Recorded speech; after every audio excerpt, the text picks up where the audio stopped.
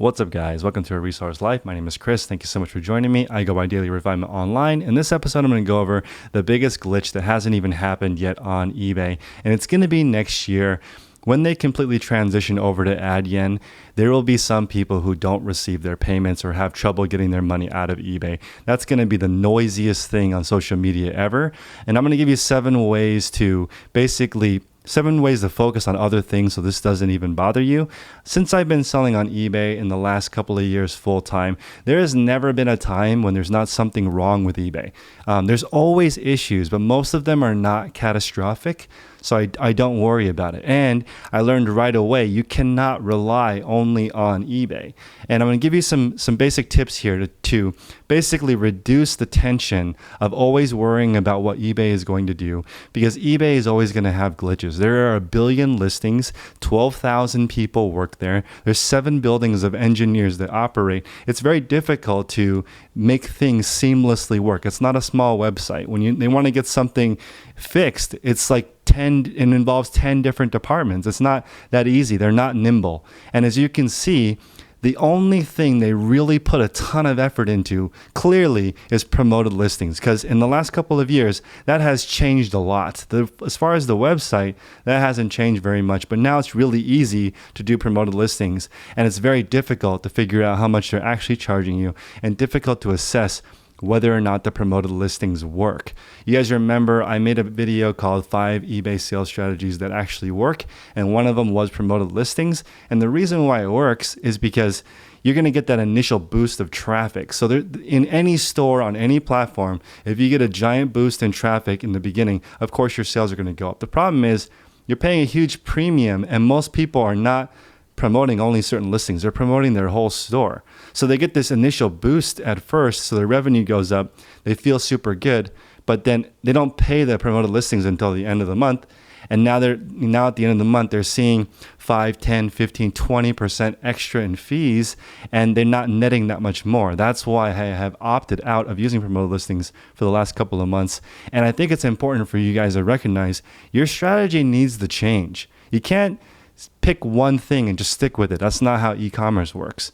The only thing you can count on is eBay glitching or having issues. But the thing is, I don't spend any time on that because I can't control what eBay does. I don't know what new features they're going to do. When the CEO of eBay was asked, how are you going to make more revenue? He said, from the sellers. Okay, that's in one of the earnings calls from Devin Wenig, and that's totally okay. eBay is a fee company. They provide a platform. They connect buyer and seller. They charge the seller. Totally makes sense to charge the seller more fees. That's how you earn more money. Now, the thing is, I would have preferred an answer that said, I'm going to make the website better. I have some new marketing things that I want to try. Something that's related to making the actual marketplace better, not just charging more. Because it's very, very clear that promoted listings is a very high initiative, because you can see the listing flow has changed. At the end, you can add promoted listings. When you're listing, it says, do you want to add it? It reminds you every single time you edit, do you want to spend more money on promoted listings? I just ignore all of that noise. All of these glitches are also noise. Next year, mark my word, when they switch over to Adyen, there will be people who have delayed payments and the world's going to implode. So you need to prepare yourself for that. And I'm going to show you a few things now. So the first thing is, you need to reduce the number of categories that you sell in. Now, this does not apply if you're just getting started. If you're just getting started, selling in as many categories or things that are around your house as you can to get those repetitions in and learn how to sell. Over time, though, you want a store that gets smaller but better. Okay, so I don't regret doing 10K on the Bay, because I learned a ton of different categories and I learned a ton of different strategies that now I can use on just a few categories. And I don't regret that. I would actually recommend that. I know in the end, you need to focus on a few categories. In the beginning, though, if you're not good at any categories, you need to figure out something. So first thing is starting to restrict. Start figuring out what categories do well for you. And this is important on a lot of different levels. The first level, and the most important level, is once you get really good at the category, you're going to recognize right away it doesn't only sell on eBay. This is critical. If you only rely on eBay, you're playing in eBay's sandbox. If something happens to eBay, you just lost all your income. It's not worth it to only rely on one. Myself, once diversifying my income into Amazon, Poshmark, Mercari, Tradesy, I start to feel a lot better and more confident because I know certain items I don't list on eBay, certain items I don't list on Poshmark. If something were to happen on one of these platforms, I have the other platforms. Also, I've never had a bad day ever on all the platforms. So once you start recognizing what you're going to do, I also want you to be careful. Don't start with all 5 platforms. That's not how it works. Start with one, figure it out to the point where you feel like the sell-through rate is reasonable, then add on the next platform. So the only reason you're adding another platform, 2, 3, 4, 5 platforms, is to make your sell-through rate faster. But the thing is, you can make your sell-through rate faster on just one platform. If you focus on the ins and outs on eBay, my top recommendation for improving sell-through rate is making sure your item specifics are really correct. When you click sell similar, you want to pay attention to what item specifics that previous seller used and then improve that.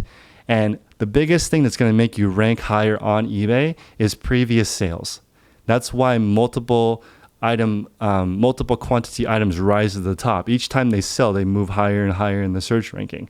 Almost always when you type in a generic item, like let's say boots or floor mats, at the top, there'll be something that sold 5,000 times. That's why it ranked all the way to the top. They get the biggest boost. They don't even need promoted listings. It's just whichever ones sell the most often. There's also that glitch with, and I think Rally Roots confirmed it, if somebody uses ad block, the promoted listings doesn't even show up. So that's something that they definitely needed to address, and I don't know if they're working on it, but again, I don't care if they address it because I'm focused on these things, and it's going to help me grow my sales. Okay, number 2 is I want you guys to take a more engineer approach versus an entrepreneur approach. Instead of thinking about all these different categories and randomly looking for a differential, start looking for problems in the market or hot product lines. Like for example, Christmas is about to come. I can tell you right now, ornaments are going to be hot, right? From November all the way to December 14th, ornaments are going to sell really well. So your job, approach it more like an engineer and figure out how you can get ornaments into your store that are profitable. Instead of an entrepreneur or inventor and trying to invent something, when you're just getting started, just be a problem solver. Engineers have a tremendous success rate on eBay, maybe the highest of any occupation. So there's a reason for that. And usually engineers are really specific in one kind of engineering. There's no universal engineer. They all focus on one specific niche. They use that same knowledge and they transfer it to reselling, and it transfers really well. Number 2 is think like an engineer. Number 3 is apathy is the biggest killer in reselling. Okay, apathy means you don't feel like it. And it's difficult to feel like reselling because it's not natural. You've got to go find something out there, bring it home. You've got to post it so people can find it. So there's a couple of ways I deal with apathy. The first thing is I try to talk to people who do the same thing as me. If you talk to people who have no idea what you're talking about, it's the opposite. It's going to make you less motivated because they're going to say, you can make money selling online. That's going to drain your energy. You don't want that. You want to talk to somebody who's doing the exact same thing as you to motivate you to go there. So right now, I'm talking to different content creators, like let's say Hustle at Home Mom. We'll brainstorm on how to provide better content, talk about how are we supposed to help people build a side hustle. That is extremely motivating. After I talk to her, I can come home and put together some ideas I think work best, right? As far as reselling goes, I have a mastermind call every single morning. After that call, I'm super fired up. This morning, they were actually on me and pushing me to improve my goals. Right now, I am deciding if I want to get a proper warehouse, or I want to get a retail space, or I want to do something that people are more happy about going to work at instead of working at a storage unit. I want something a little bit more commercial. So they were basically putting my balls to the fire and saying, what are you going to do? You said that you wanted to move towards that. What are the steps? Have you contacted any retail spaces? Are you going in your neighborhood to find out? That's what you need. That's going to get rid of apathy. That's the first thing and the most important thing. Unless you are really introverted and you only do things by yourself, most people get energy from talking to other people. And I don't believe that. I think even introverts, they still talk to people online. you can, if you're talking to the right people, get some motivation and get that apathy to go away, get that spark to go list. I actually think if you guys should smash the like button if I've ever helped you be more motivated. So it's important, again, find people who want you to win. Pay attention to those who are not clapping when you succeed. And the second part of apathy is to make your timeline shorter. Okay, so let's say you have a 6-month goal. Let's reduce it to 3 months. That's going to light a fire under you because you're now in a little bit more of a hurry. Add a little haste to your walk because I think that's going to help you get to the next level. Apathy is a huge killer. And if you don't feel like it, that can translate into 4 hours of doing nothing. Okay, number 3 is consistency of schedule. This is super important. If you guys were to do consulting with me on my website, patreon.com/dailyrefinement, what I'm coaching people to do is to make their schedule.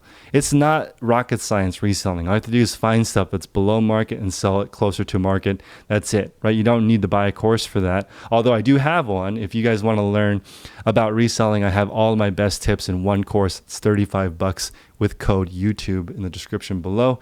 That gives you the basics. After the basics, all you need to do is work on consistency of schedule. There are no people who balance work and reselling and family and kids and working out and mentally taking care of their health without a schedule. It's just too hard to fit that all in a day willy-nilly. You've got to have consistency of schedule. Okay, number 4 is deep work. Deep work is bomb. I love this new app called Forest. I'm not an affiliate. I just think it's awesome. Basically, you set a timer and you pick what kind of tree, and it starts as a seed. And for me, I'm doing sessions of 45 minutes. And if you check your phone, the tree dies. And for me, the biggest distraction is my cell phone. So I have it out, turn it on. It's great because it gives you a little motivational thing like keep going, set it right there, start working on a single task. Today, I used it for shipping. Got all my stuff done clean. And I'm also donating some of the items in my store. As I get better at picking, there are certain items in my store that are not worth relisting. And the way that I approach it is I just upped this to $10 for myself. Would I pay $10 for someone else to list this item? If the answer is no, I'm either going to donate it, put it on the auction, or put it into a lot to sell it. Because my time is worth a lot. So I want to justify it like it's going to cost me $10 to list something. For most people, though, I would say it's worth the minimum $4 or $5 of your time to list something. So I think this is one of the things where when you're listing really high profit items, definitely worth your time. If you're listing low profit items, you're using up all of your valuable energy on these low profit items, which is making sourcing harder for you. You need those valuable energy units to source better stuff. And where does that energy come from? It's finite. So manage your energy, not your time, is another thing that Harvard Business Review teaches executives. You want to use your energy for the most difficult tasks. And honestly, listing is not the most difficult task. It's just the most tedious task. It's also one of the easiest ones to outsource. But grading is not. Grading is difficult. But just listing from a spreadsheet onto the website, that's basically data entry. Okay. So focus on deep work. This is like sprinting. This is putting on headphones, listening to instrumentals, binaural beats, things that keep you on track and that are not content. You don't want to listen to me while you're doing something hard. You want to listen to, basically sea waves and something really peaceful and calm so that you can just focus on your work. You want to listen to me while you're shipping. I am shipping background music. And my goal is to give you an idea so you're like, oh crap, and I'm going to try that tomorrow. And that's the whole point of my existence, okay? Online is to promote you and probe you during your shipping process and make you do something different tomorrow that improves your schedule and your goals. Okay. Number 6. Focus on the steps required and not the end goal. So right now I'm getting back into weightlifting and I'm focusing on my workout routine, not what I'm going to end up looking like. I'm not focused on my weight. I'm not focused on anything except for my diet and then my workout schedule. Focusing on that's made it a lot easier, and it's just a good balance. I'm doing 3 days a week. I'm running 3 miles, and then 3 days a week I'm lifting heavy, and then I'm stretching every single day. So that's my current workout program. I'm really focused on the workouts. It's really easy, and I'm getting to my goals without worrying about my goals. Just focus on the activity. Okay, number 7. This is a huge one. So as everyone, and the last one. So if you guys are still here, smash the like button, subscribe if you enjoy this type of content, hit the notification bell if you want more content like this. But pretty much every day I'm uploading content related to reselling. But number 7 is you need to start logging your procedures. And most people already do this, but the better and more clear your procedures are, I recommend 3x5 cards, keeping some in your pocket, pulling it out, start writing down everything that you do, then convert that into Microsoft Excel or a flow chart, and then you can give that flow chart to someone like your significant other or an employee, or you can use it to reference. And what that's going to do is give you peace of mind during the process that you're not missing any steps. I'll tell you, one of the biggest killers for me in my business as I was growing is when you start growing, the number of defects starts to go up. No one really talks about that. But as you start growing to 1 employee, 2, 4, 7 employees, whatever, wherever you were at, the most I've ever had is 7. The amount of defects is ridiculous because each time a product changes hands, more and more it's like a game of telephone for your business. Details get dropped each time somebody touches the item. What you end up with is a slightly higher return rate. I met a gentleman at an eBay event that had $7,000 a day in returns on like $250,000 a day in sales. That's just like, not even that high of a return rate. It's like 3.5% or something was his return rate, but that was $7,000 worth of returns a day. So it's just crazy. You need to do everything you can to reduce defects as much as possible, and that's going to come from logging your work. Okay, so this is like a jam-packed episode. Maybe you want to bookmark this episode because see how much I'm focusing on that's not eBay glitches. There are people I know that probably spent 10 hours this week thinking about eBay glitches, and that's not helping you. eBay is going to forever have glitches. So stop worrying about eBay. My last thought on eBay is I've been to both Poshmark and eBay headquarters.